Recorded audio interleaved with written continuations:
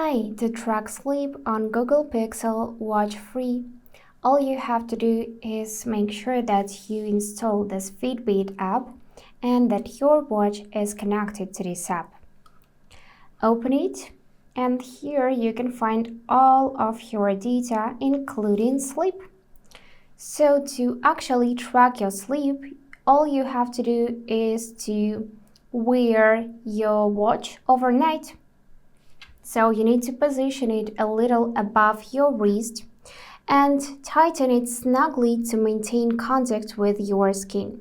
This fit is essential for the sensors to work efficiently. And the watch will automatically detect when you fall asleep as long as it's worn properly. You don't need to manually start the tracking, it's seamless and automatic. And in this app, you'll find all of your sleep duration data right here in this tab. If you cannot see it, then go back into this tab, like that. And here swipe down from the tab to synchronize your data.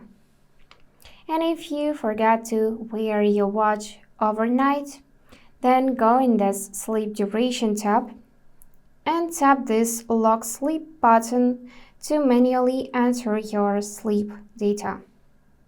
And that's it for today. If this video was helpful, please subscribe, like and comment. And I wish you all the best. Bye bye.